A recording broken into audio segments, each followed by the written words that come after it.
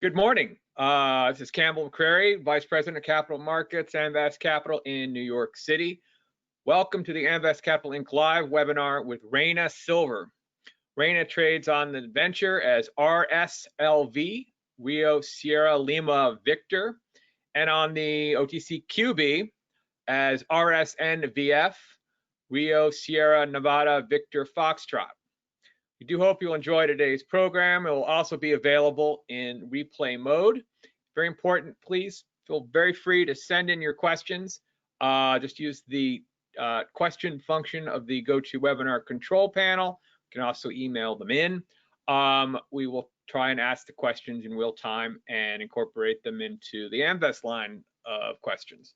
Amvest is a New York-based specialist investment management and corporate finance firm focused solely on the natural resources sector. And important disclaimer, this call is most definitely for informational purposes only.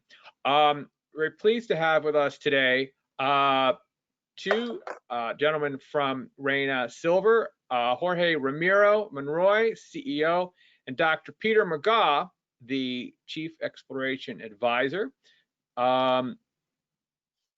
Peter, making you presenter, and then we'll move on. Jorge, first, is the founder and managing director of Emerging Markets, mining-focused investment management investment company based in Hong Kong, where he is now, which has participated in the financing of numerous junior and mid-tier exploration and mining companies. He's also director of Prime Mining and Arabian Shield Resources. And then we have with us Dr. Peter McGaugh, Chief Exploration Advisor, more than 40 years of involvement in Mexican geology and is well known in the Mexican mining industry, of course, and the Canadian and US. He has been a frequent speaker at international academic and technical symposia. Peter and his team have been credited with numerous significant discoveries, almost too many to name, but for you all recently, he is strongly associated with MAG Silver.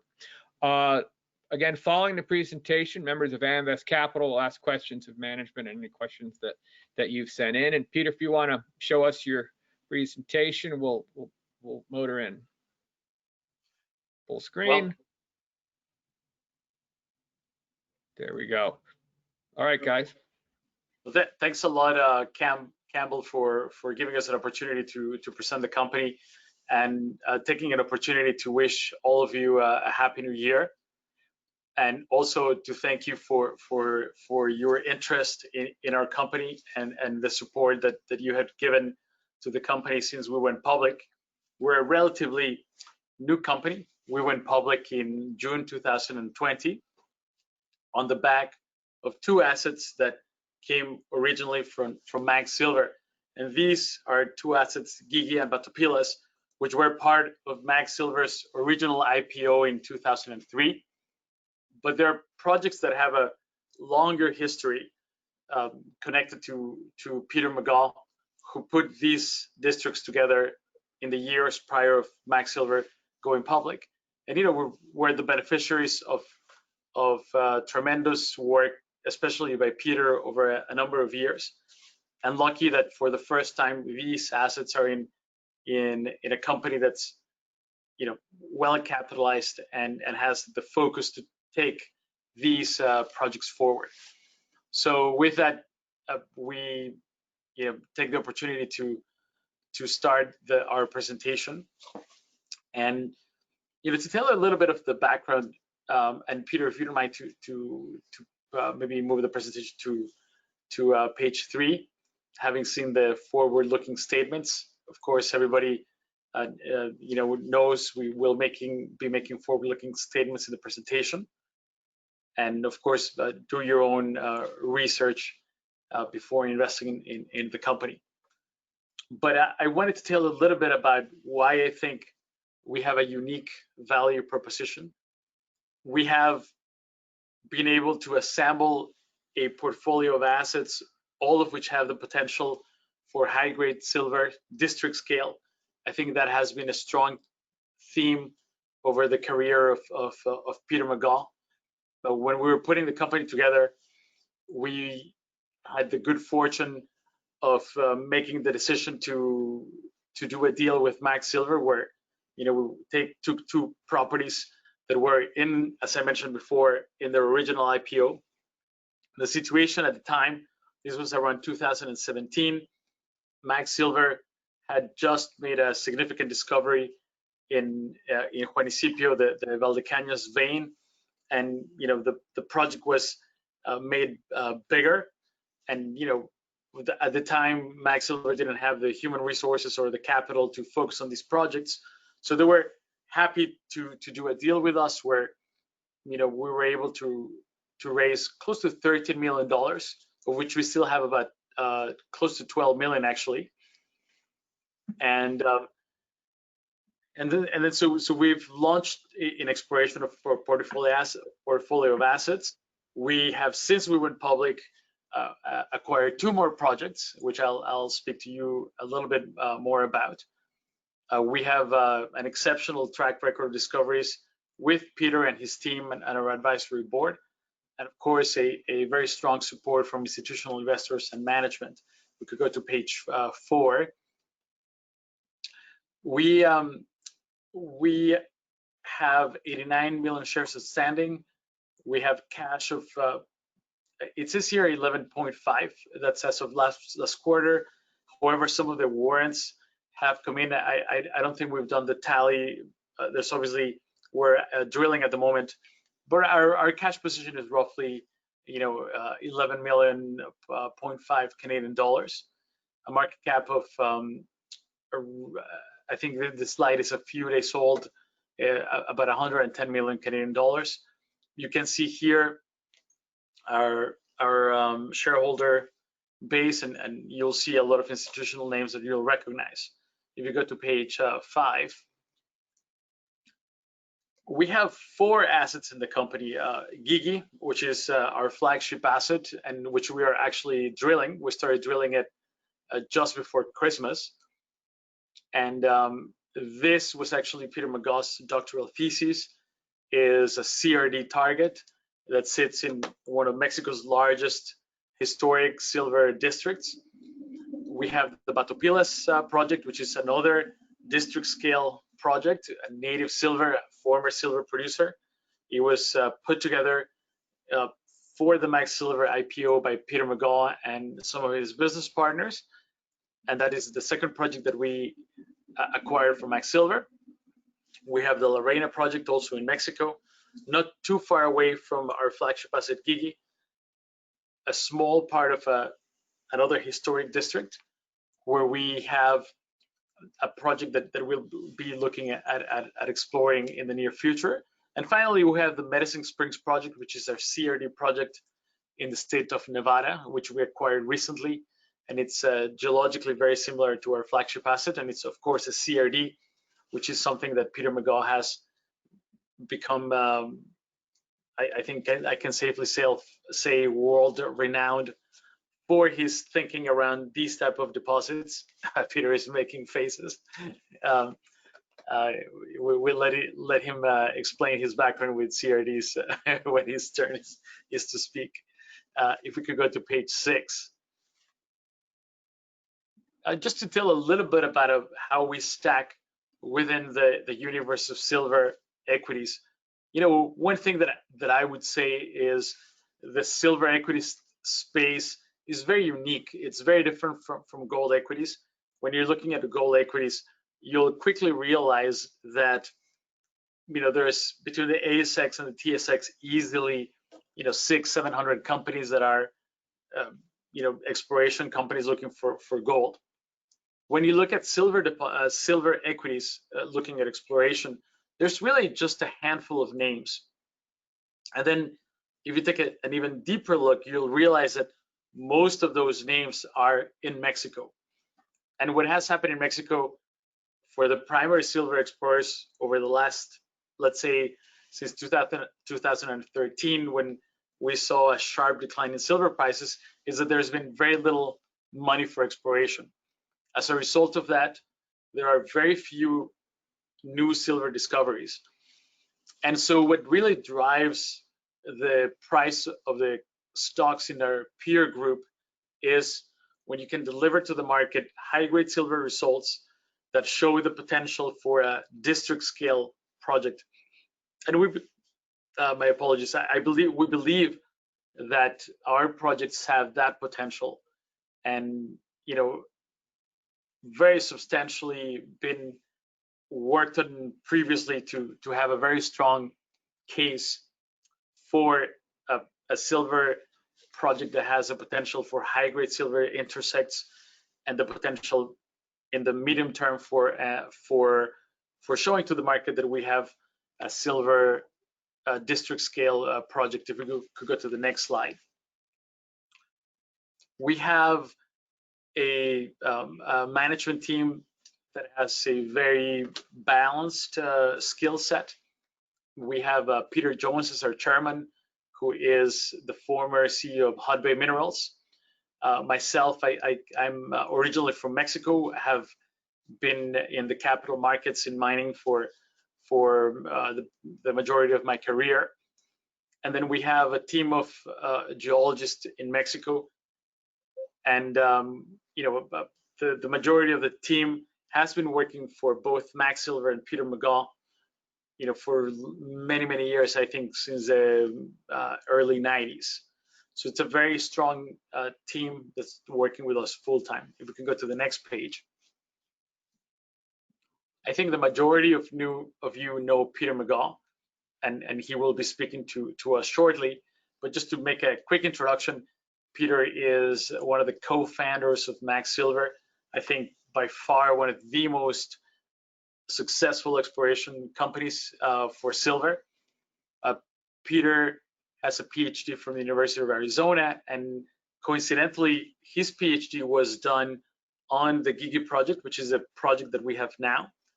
And through the work that he did at Guigui, living at site for over a year, he developed a lot of his thoughts about CRDs.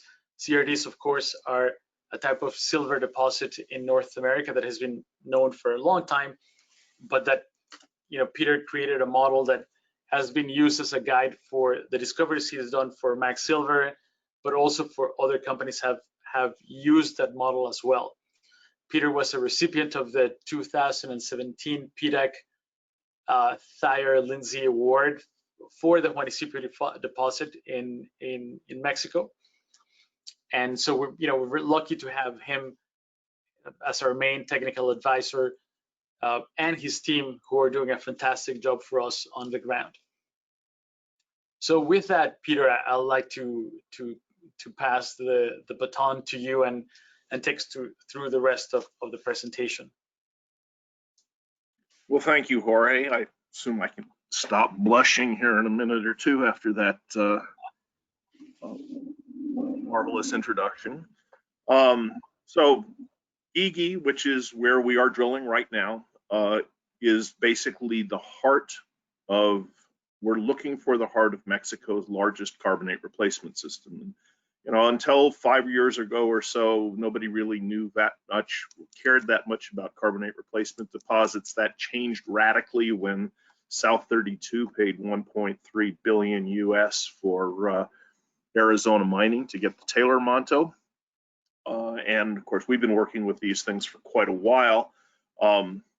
It's great to be able to finally have put the property together, because what you can see here is the original property that we had with MAG was basically this zone down here with this piece over here, and then Jorge has managed to bring in this piece of property over here, which gives us more control over where we believe the target area to be.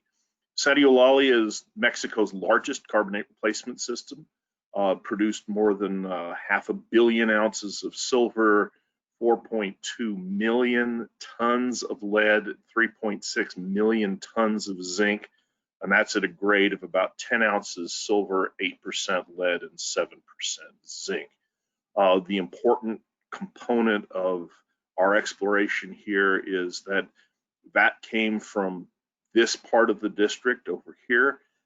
That's the distal part of our model. So we believe that half of the system is missing and remains to be found. And if the half that's been found has this kind of characteristics, the other half should be at least that good. So here's another way of looking at that. This is the model that I've developed based on Sadiulalia and has now been validated worldwide. Essentially, the historic production from the district comes from this portion of the system, and what we're looking for is the intrusive proximal skarn and replacements that are related to the intrusion that actually drove the system. So when I say half the system is missing, this is what we're looking for. And this is actually the part that you want to have missing. This is very high grade, which is all great, but this is volumetrically larger, more consistent, more amenable to bulk mining technology. So even though the grade is probably a little lower in this part of the system, your mining costs are lower because it's easier to work with. So that's what we're looking for. That's what we've been looking for a long time. We're looking through unreactive, pre-mineral altered rocks trying to find this intrusive center. And basically, we're picking up where MAG left off several years ago. Another way of looking at it, here is the known West Camp. This is where the historic, probably 70% of the mineralization of the district came from. It's related to a series of felsic sills, which when we put together all of the exploration vectors, the metal zoning, the isotope zoning, the ore body geometry, the intrusive geometry, all is saying that this system came from somewhere back in this direction.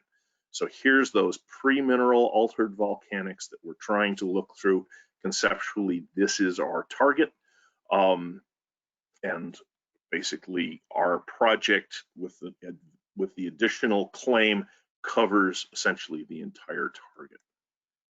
So one of the things we're picking up with MAG is in 2008, 2006, MAG flew some very highly sophisticated airborne geophysics.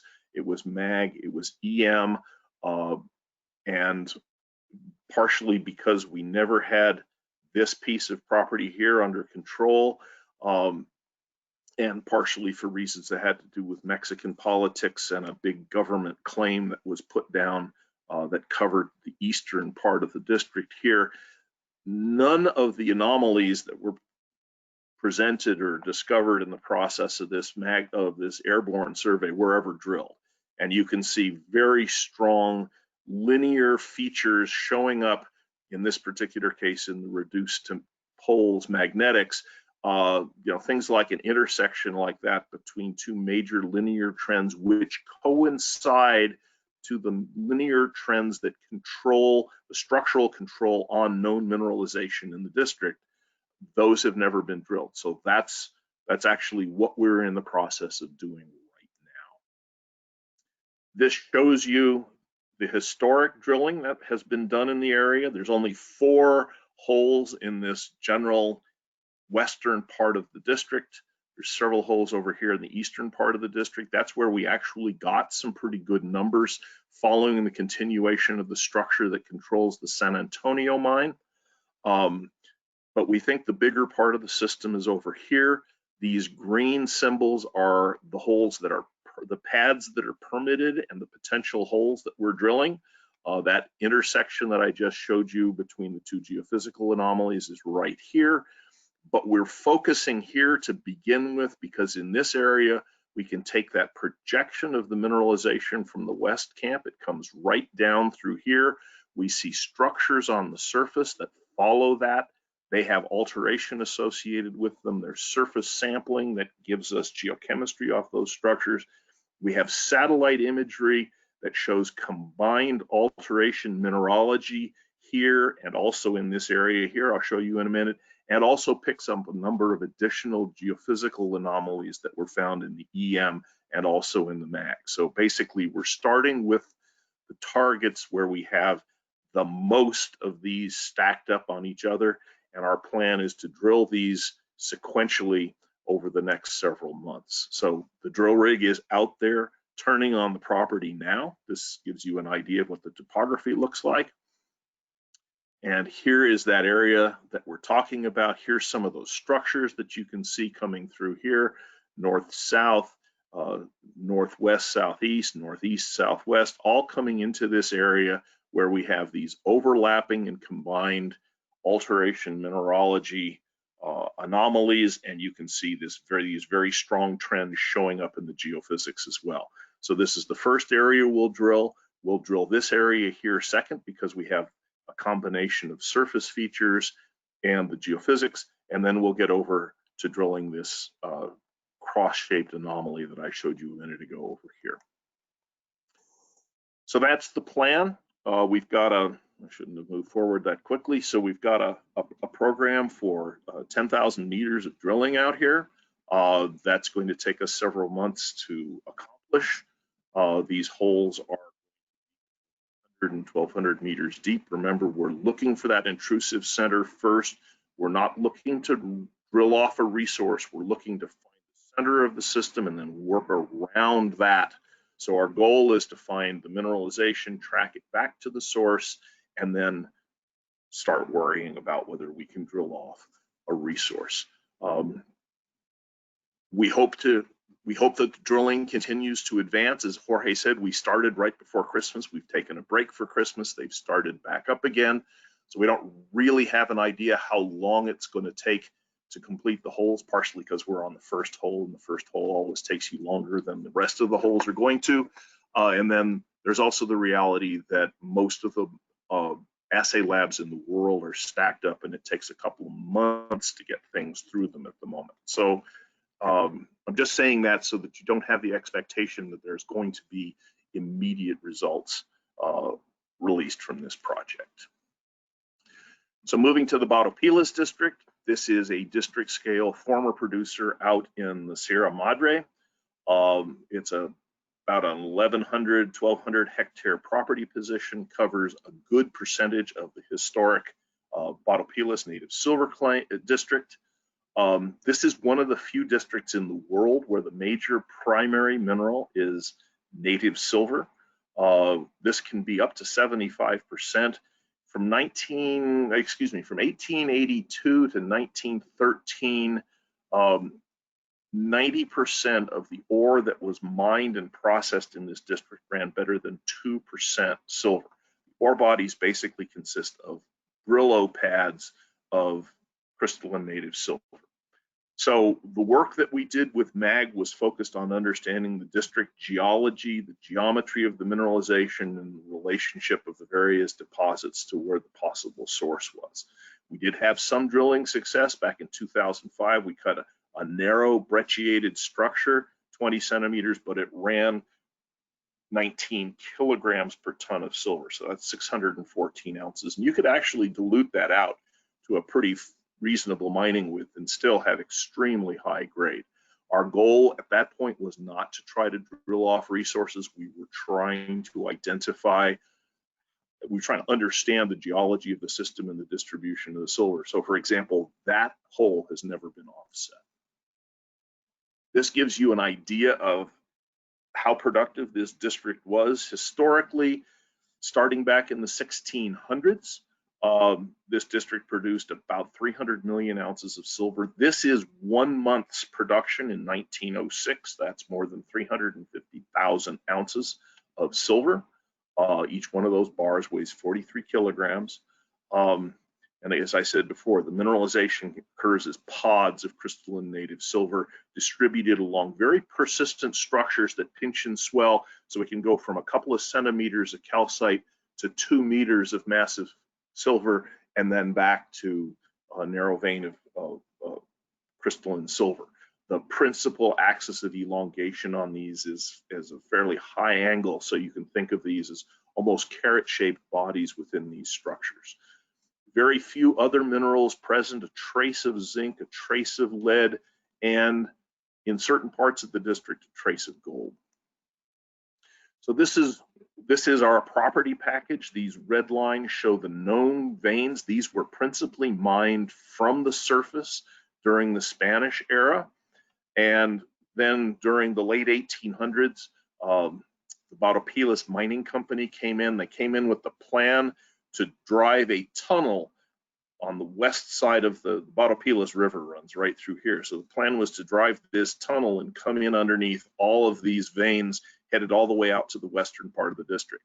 They only got part way. They only got here, and for the next 20 years, they mined these veins. Essentially, that was where all their production came from, but they never completed the tunnel. So a high percentage of these veins out here never were exploited at depth, and that's obviously one of our major targets. This group of veins on the east side of the river, and this map is shifted a little bit for some reason, this group of veins actually falls entirely within this claim, and essentially this claim has been mined out wall to wall, which is the main reason we never went after it, but clearly it has potential for those veins to extend into some of the surrounding ground. But our principal focus has been on the west side, which appears to be closer to the heart of the district. La Reyna, and before I move off of Batopilas, we have started an exploration program. We're relogging core, we're re-examining the older data. We're trying to determine whether we can run some modern electrical geophysics, silver light up. So it's a process of putting the wheels back on this exploration program. So our goal is to move this forward towards target generation and readiness as quickly as we can. This says Q1, it's probably Q2 before we'll be realistically able to look at drilling. And part of that is just because the system in Mexico is so jammed up from COVID-19 that getting permits in a hurry has become impossible. La Reyna, which is about halfway between Batopilas and Santulali or Guigui, but much faster to get to. It takes you 10 hours to get to Batopilas from Chihuahua. It takes 2 hours to get to La Reyna. This is in the Sierra Madre, 10 kilometers from Cusihuiriachic, which is a long name, which is why we call it Cusi instead of Cusihuiriachic. And this is in the eastern portion of the Cusi district, which has produced well over 80 million tons of million ounces of silver from the 1600s to the 1940s. Sierra Metals is active in the district at the moment. They've produced about 1 million ounces of silver equivalent during 2019 at about 130 grams silver grade. So these are low sulfidation epithermal veins. The La Reyna structure itself can be traced for about 4 kilometers across the property. That's what we're looking at. We're completely surrounded by Sierra Metals, and as I mentioned earlier, we're a 2-hour drive from Guigui, so it's a very easy place to work from our base in Chihuahua City. Here is that mineralized trend. Has a couple of old mines on it, a few old drill holes around those, and some very nice surface sampling. You can see that these are samples collected by Diabras, which is what Sierra Metals was called before it changed its name. Their average is just under 200 grams of silver, but up to 5 kilograms. Some nice copper credits, lead and zinc occasionally. Mostly, though, we're focused on the high-grade silver. So we are the beneficiaries of the work they did. We're picking up that sampling, trying to identify where along this structure we think the ore chutes are so we can set up and drill. The drilling that has been done is all less than 100 meters from the surface. And these veins historically have been tracked for multiple hundreds of meters to depth.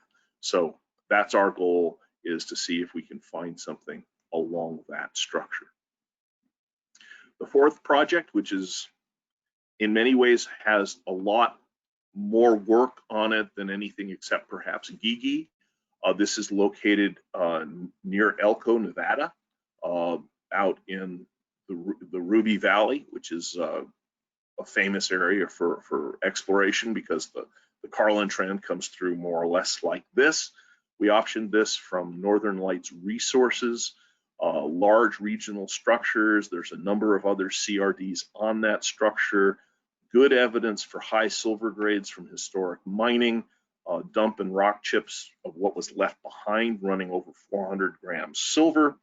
And there was a lot of reverse circulation drilling done here back in the 80s and 90s, trying to define a low-grade, near-surface oxidized silver deposit.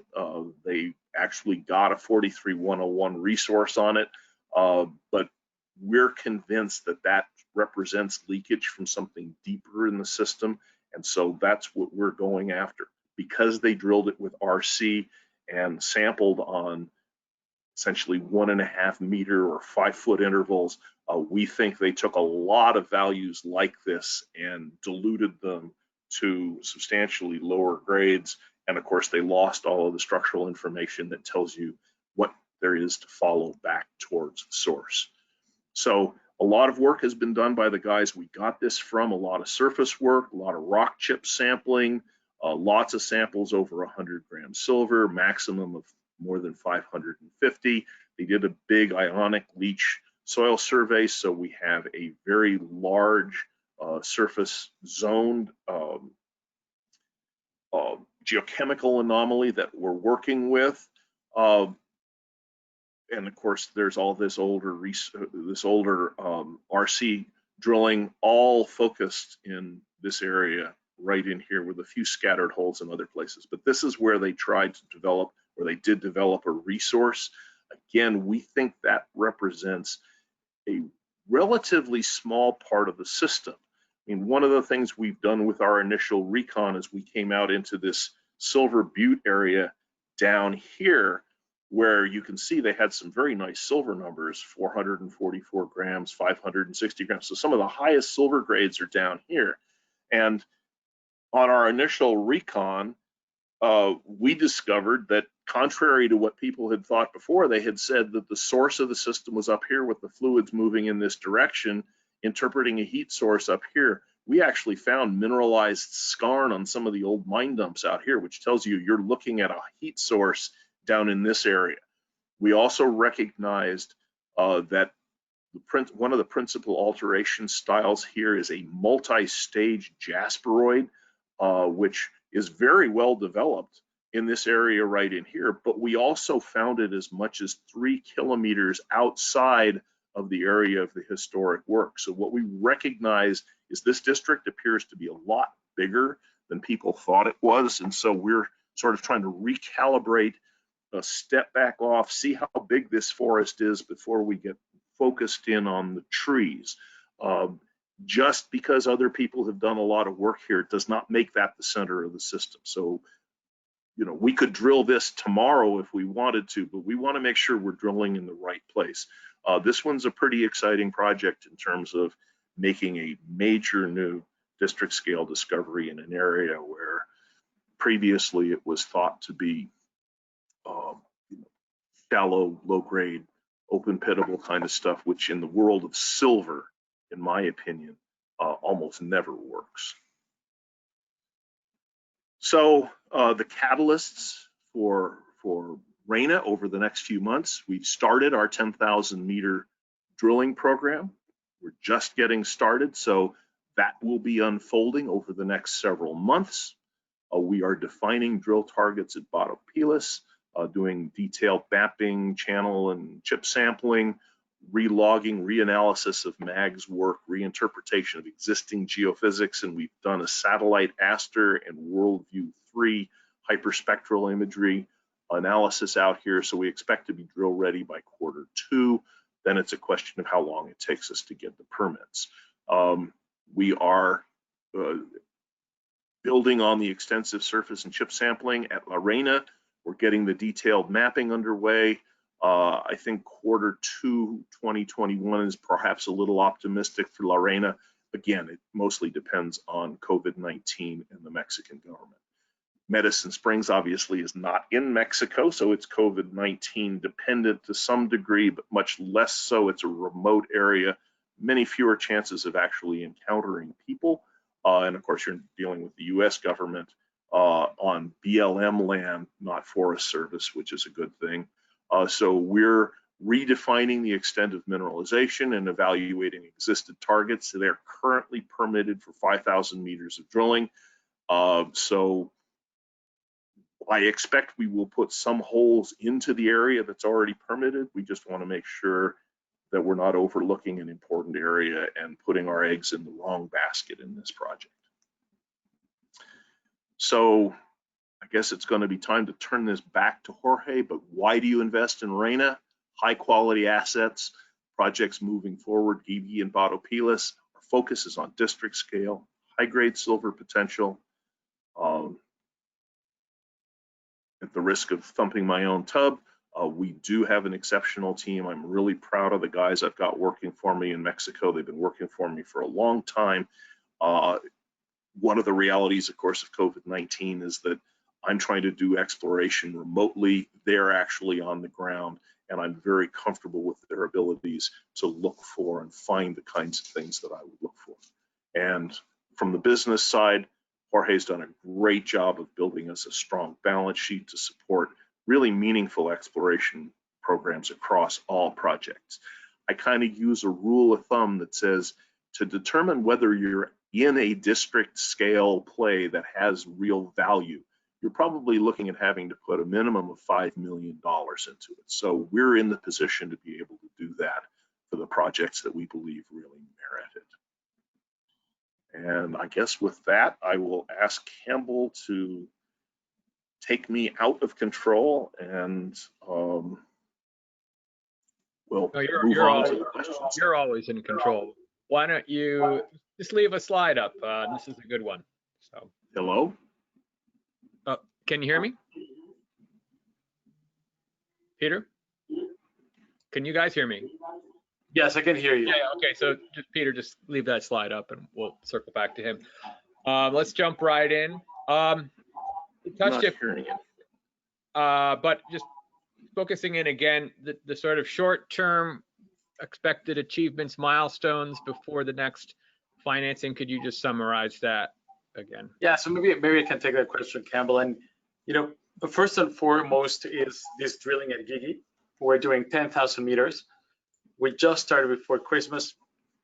We took a little bit of a break to give the guys a break for Christmas because they had been working quite hard, basically the whole year.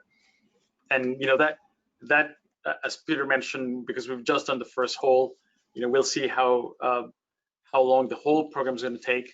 But we expect that that's going to continue for the next 2 to 3 months. And then we're actively exploring our other 3 projects. At Batopilas, we've done an extensive sampling mapping campaign. The target is that in the next little while we can have our drill targets start permitting, and as Peter said, be able to drill in late Q1, early Q2 of this year.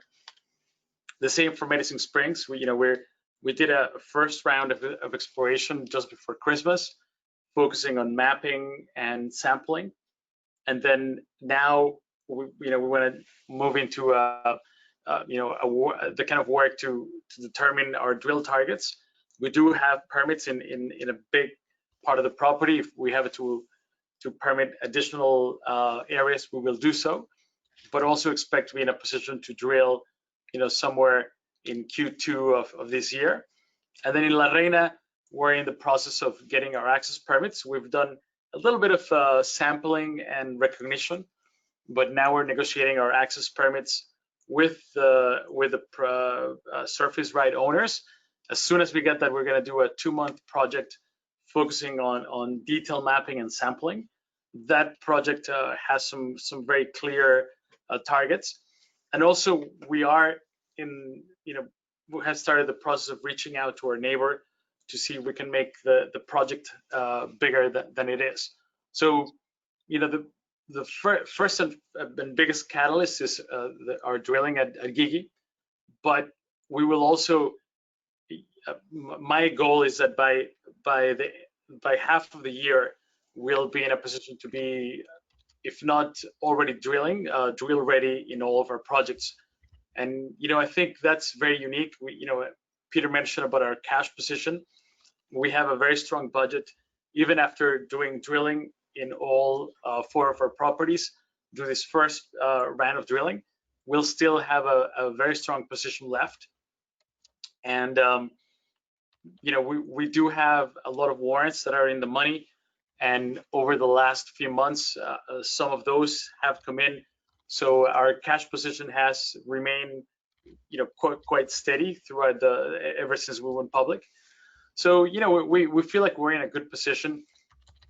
Because the silver market is so strong at the moment, and it has a positive outlook from investors.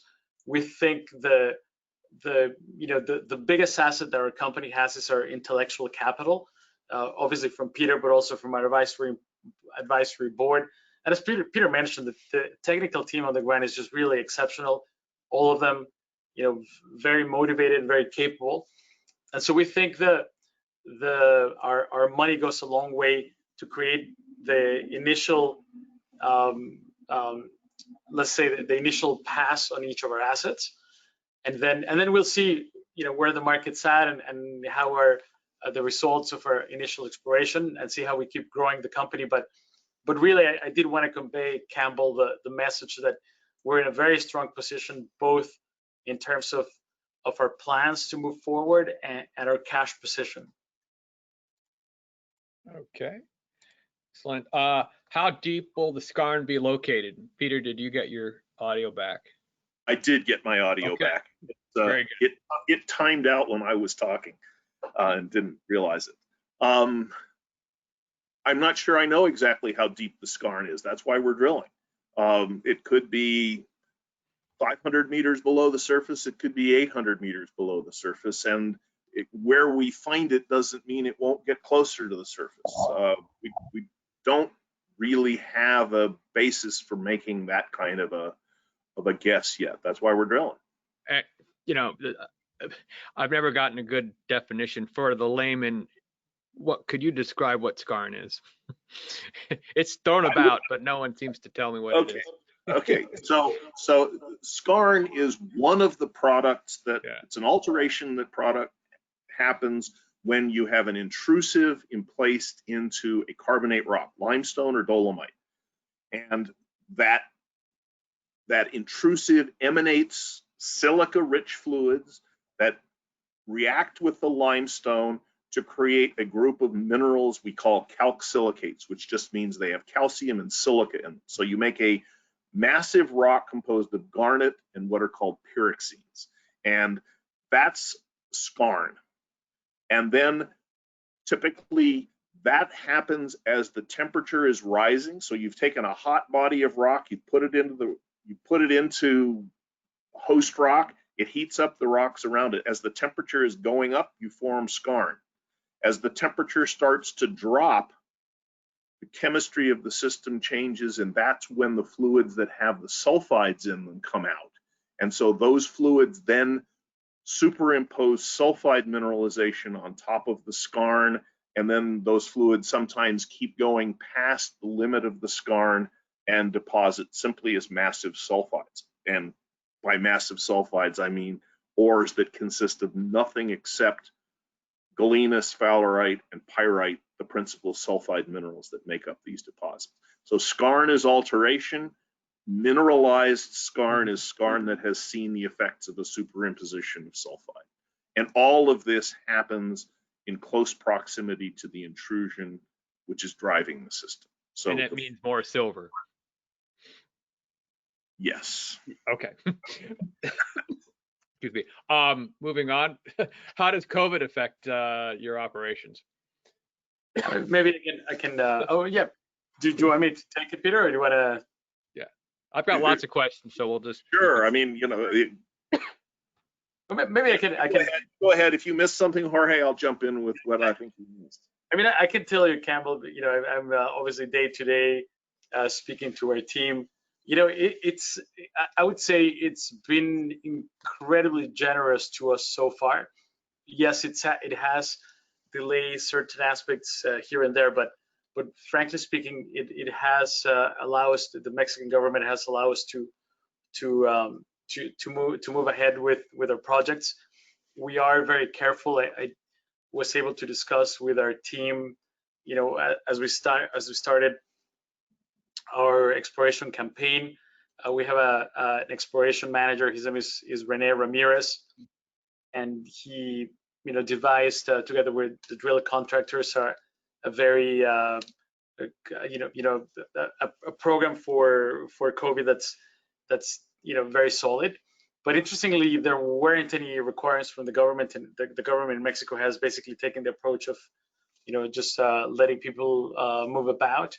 For the government entities, they're all open. They did close for the majority of the mining offices closed between March and early July. So a lot of that has created a bit of a backlog. There is also at the different mining offices people working on rotation, but it's still moving. So your paperwork takes a little bit longer. But just to give you a sense, our drill campaign was permitted in something like 7 weeks. It's still pretty good compared to any other place that you see. That's with COVID. So, it's a combination of Peter's team in Mexico is just exceptional. I have to tell you, I'm so impressed with them. They'll take a call at any day, at any, Rene will take a call at, if here in Hong Kong it's 5 a.m. and I send him a WhatsApp message, and I'm expecting that he'll reply when he wakes up, but typically he's awake at 5 a.m. he's awake at midnight. These guys are very hardworking, and to be honest, I think so far we've done well. I think we have certain difficulties that we see ahead. For instance, as Peter was mentioning, the labs are a little bit overwhelming. It's not just COVID, it's also the fact that we are seeing not an unprecedented, but like say in the past 10 years, we hadn't seen this level of drilling in Chihuahua State where we are, and that's a reflection on the amount of financings that happened over the last few months, and everybody's drilling, and their SAS is coming in and out. But we still are able to move at a reasonable pace so far. Now, for those of you who are following the news, both Mexico and the U.S. are the COVID cases are going up through the roof. Yeah. And there is what they call in Mexico, they have a system, whereas it's they call it I don't know what the word in English. It's a street light. So it's when it goes to red, there are some further restrictions, but so far Chihuahua, I think it's in yellow, and even when it gets to red, mining is considered an essential an essential activity. Of course, we are very lucky that our geologist is able to go home and then be in the project within 20 minutes. Our project is very accessible. It's not, we don't have to have anybody staying at a camp. And because it's an open air context and it's not a large group of people, we're able to stay within a social distance situation. So long story short, so far it's good. It does mean that things move a little bit slower than we would like. And we do appreciate all of our shareholders, the patience that we haven't moved as quickly as we would like, but all in all, we're able to move, which we're grateful for. Not every country in the world and not every state in North America is able to do this, and I'm confident that our work would not be significantly disturbed as we move forward over the next few months. 2 questions for Peter. Can you contrast Guigui with Pan American discovery at La Colorada? Yes, they are members of exactly the same family, and they're oriented differently. La Colorada appears to be a system that developed vertically. Guigui is a system that appears to have developed horizontally, but the zoning is the same. It's just a question of whether it's standing up or flopped over on its side. So we would expect to see, the best way to put it is La Colorada follows the model that we're using at Santa Eulalia very nicely. Given the native silver nature at Batopilas, would that present recovery processing issues? No. Historically, the gang at Batopilas is calcite, which is very soft and friable, so it's very easy to remove from the silver.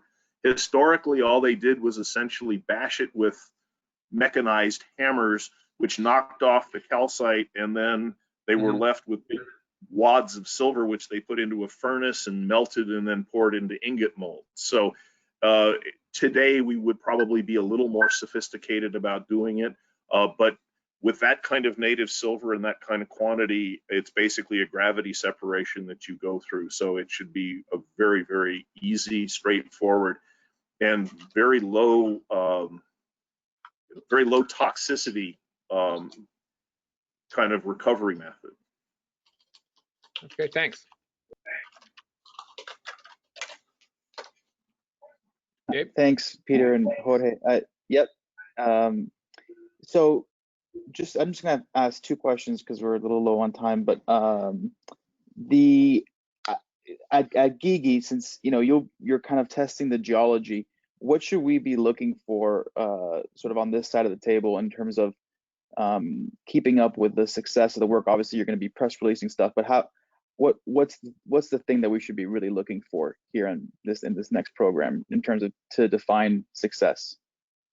Well, what we're looking for is the heat source of the system. So what we're going to be looking for is indications that we are moving, that we're seeing indications that the rocks have been heated, whether it's skarn, alteration, or mineralization, and then that we can put enough different geographic locations on it that allows us to vector back towards the source. So I wouldn't tell you to expect giant intercepts of mineralized skarn in the first round. I would be delighted to put a hole into the intrusion itself. I'll be delighted to put holes nearby that tell me I'm seeing rocks that have been cooked by a nearby intrusion, which gives us the a directional indicator that says you need to be over that way 500 or 600 meters or whatever it happens to be. It's worth pointing out that the typical size of intrusions related to these systems are between about 700 and 1,000 meters in diameter. So that's not very big that's not a very big target in terms of its surface projection that you're trying to shoot for. Okay, great, thank you for that. And then in terms of other than Guigui, in terms of your other projects, how should we look at them in terms of the priority list? Well, a lot's going to depend on how fast we can get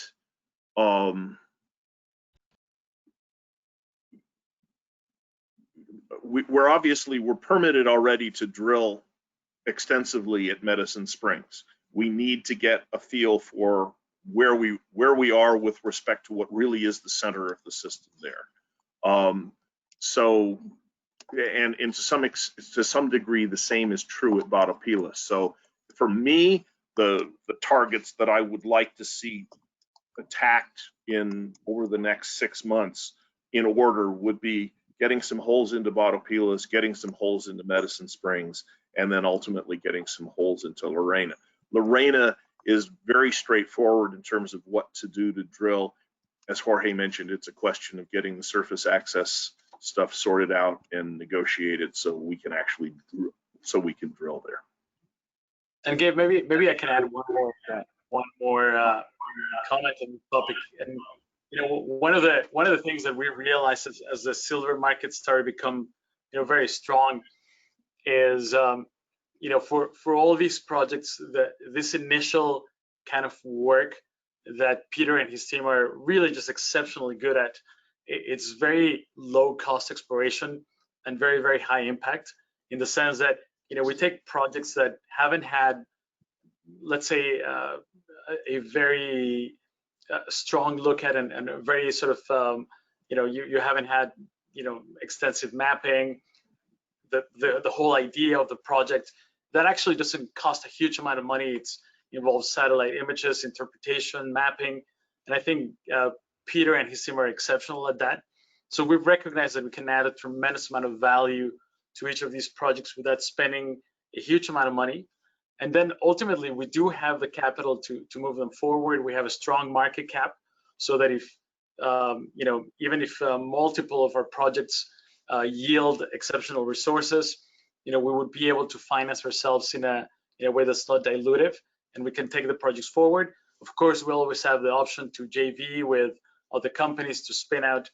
But what we recognized as a board was that we're in a very unique time for silver, and we wanted to have the opportunity to have maximum exposure and maximum optionality to silver projects in the context of what are the strengths of our technical team. So I do feel very happy about that specific aspect of the company, and I did want to take a moment to point that out. I think it's also worth to emphasize that we're not looking for a small mine. We're not looking for something that's going to produce a few million ounces of silver a year. We're looking for something that can produce multiple millions of ounces of silver a year for a long period of time. That's why you go after district scale plays. And if you look in the silver space, if you want to look at the companies that have the really big market caps, and I'm talking $1 billion plus market caps, those are companies that have resources that can produce more than 10 million ounces of silver a year for more than 10 years. And that's the league we want to try to get Reyna Silver into. We're not looking to produce a couple 3 million ounces of silver from a couple of small mines here and there. So it's a very different perspective from what is taken by many of the outfits in the silver space. So it's not just trying to take advantage of the current silver market. It's a question of taking advantage of what we see as the long-term future for silver, because we think that the demand for silver is going to remain high. If you go for high grade, that means you can sleep at night, whatever the silver price is. And when the silver price is up, because you're making a lot of silver, you're making a lot of money for the company and for your shareholders. Okay. Great. Thank you for that, Peter. Marty? Thank you. How easy to narrow the initial exploration targets down, and how extensive pre-exploration work you have to do, in your opinion, before defining a location that we can expect a discovery hole?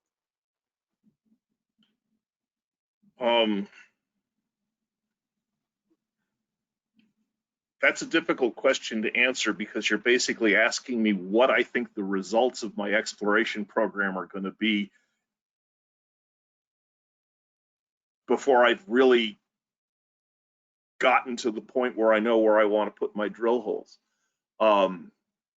And just because you make a mineralized intercept in your hole does not necessarily mean that's the discovery hole. To me, the discovery hole is the hole that tells you that you've latched on to a district scale project. And sometimes you have to put in a number of holes before you get there. The chances of hitting on the first 5 or 10 or 20 holes, just because we hit on the first hole at Juanicipio doesn't mean that you should expect to do that on every project that I'm involved in. And it varies from project to project. As I said, we have good intercepts at Batopilas that were never followed up because we were trying to understand the overall system. And there were parts of it that we never drilled, and that's where I'd like to see us drill first. Same kind of deal at Medicine.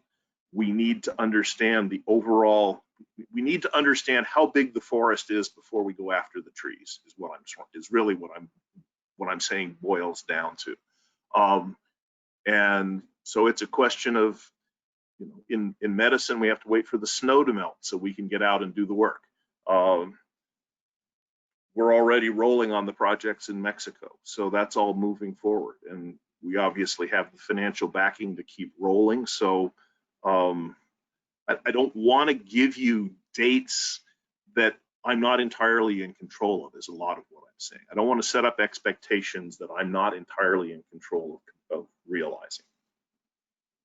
Thank you, Peter. Campbell? Sure. We have run out of time, but people send in some great questions, so let's just answer them quickly and to the point. So sort of a few geotype questions for Peter, and then some corp dev, and then we're done. So someone mentioned Alamos project by Minorum. Anything similar? I would say that the La Reyna project is probably the closest to Alamos in terms of the style of mineralization. It's an epithermal system. That's what Alamos is. So those are very similar. At Guigui, might there be additional mantos radiating from the source to the south, southeast, and southwest? Absolutely. One of the things you see when you look at carbonate replacement districts worldwide is there's very seldom only one or two spokes around the wheel. You typically have multiple spokes around a hub. So once you found that hub, you start working outward from there. So yes, there's a good chance of additional mantos. Peter, how much time does Reyna get of your time versus MAG or anything else you're doing? Reyna gets about 15% of my time, which is the agreement that Jorge made with MAG. Okay. Early in the call, someone mentioned the U.S. Forest Service, and why is it a good thing not to be dealing with the U.S. Forest? Just because it takes longer to get permits through the Forest Service than it does from the BLM. Okay. A reference to perhaps MAG is selling Reyna shares, maybe some context or a little bit of that history. Yeah, I mean, maybe I can speak on that, Campbell. So, you know, I think I've been in touch with George Paspalas, who's the CEO of MAG, and he did, you know, MAG Silver has a situation where the shares, you know, they gave the property to us for shares, and you know, though many of those shares are locked. I think don't remember exactly the exact schedule of lockup. I think about they're still our largest shareholder, and some of the shares that were free trading, they decided to convert to cash. You know, they've done it sort of over the last few months, and you know, the main reason that George Paspalas gave to me was, you know, the fact that MAG Silver still probably about a few months before they can be cash flow generating, sorry. And they wanted to build their cash position, you know, to have their budget for whatever they need to do in their activities this year. But he did, and I spoke to him this morning, and he did mention to me they're, you know, supportive of Reyna Silver. They're still our largest shareholder, and you know, they'll be following the story and the drilling. They're not actually able to sell their share position until a little bit next summer, a little bit again next December, and then, you know, they'll you know, be the message that George gave to me is that they're supporter of the story, supporter of the company, believe in the projects, and they you know, in a situation where they're almost there in terms of being and then once they go into production, that's going to be a complete change for the company. But in the meantime, they had to be very cautious of their cash position, and that was a sort of the reality. I mean, in a sense of why they sold. Okay, last question, Guigui. JV ideas, would Fresnillo be no, I think it's too early to tell. And the other thing, Campbell, is, you know, at the moment, I guess the one partner, Fresnillo's not close to us necessarily, but you know, the one company that's right next to us is Grupo Mexico, owning a significant part of the district. But to be honest, it's just too early for that. One thing that I have done is that I have introduced our project to all, you know, to Pan American Silver, Tech Resources, South 32, anybody who's interested in CRDs. I've made them aware of the project, invited them to the site. Before COVID started, a few of them had expressed the interest, and we were planning to do site visits. Of course, we've put a little bit of a pause on that, but we are actively, you know, one of the things that I do believe is that you always want to make them aware of your progress, get them to site, get them to understand the project, but it's just too early. And the reality, Campbell, as well, is I think we're in a situation where, especially if we have a strong silver market for the next little while, the market does recognize your exploration success. So I think the best thing we can do for our shareholders at the moment is prove the most that we can of each of our projects, generate as much value as we can, and the time will come when we consider a JV or a sale. But at the moment, we're in a very lucky position where we're able to advance and add value to all of our projects, which I think is what the junior market exists for, is for that intellectual capital, having a small team to focus on a project, doing the permitting, advancing the projects. And I think we're used to 10 years where you're just struggling to live check to check and not a lot of money for exploration, but that's not the market we've been for the past year. So we're lucky to have cash, a lot of good ideas, a strong team, but I do to express to the gentleman or to the lady who asked that question, that we are constantly thinking about the future of our projects, and of course making all the potential buyers for the project aware of the projects. But I do feel like it's too early to really actively look at that. Well put. I want to thank everyone for tuning in for the live or later today in the replay. The replay will be up in about 30 minutes to an hour. When you get queued for feedback, please share it. We'll be it'll make its way to Jorge within the week, and you can follow Reyna Silver. They have a nice presence on LinkedIn and Twitter, and you can also follow up with us for more questions, and you can also find Amvest Capital on any of these platforms. And with that, a closing statement. I always ask, you've made the case, but in summary, why buy right now? It's noon in New York. Why put it in order? So in summary, that it's the focus on district scale, high-grade silver. High-grade silver that has a potential for district scale. 4 projects, an exceptional team that has a track record of world-class discoveries, well-funded to reach and achieve meaningful results. And I'll say, if you want to do a deeper dive into each of our projects, we have put additional information on our website.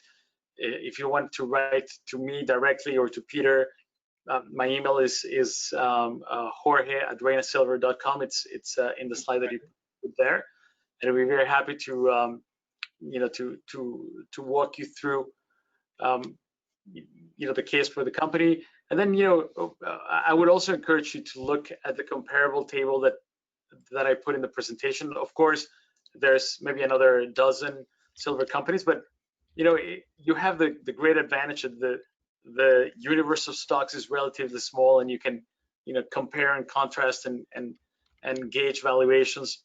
But I think definitely take a look at our company, and I wanted to take the opportunity to thank Amvest for hosting us, and to thank all people who are attending and who are interested in the company, and hope that you get a chance to look at our company.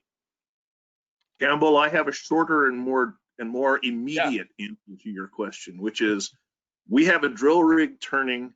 That's what I want to hear. One of the biggest carbonate replacement systems in the world, and that's what this game is all about, is having that drill rig turning, and that's how you make discoveries. So we are actively in the process of trying to make a discovery, and that's if you believe in the project, if you believe in the potential, you want to get in before that drill rig actually makes discovery, because then the train will have left the station. Very good. All right. Good day, everyone. Thank you. Thank you. Thanks, everyone. Take care, everybody. Stay safe. Yeah.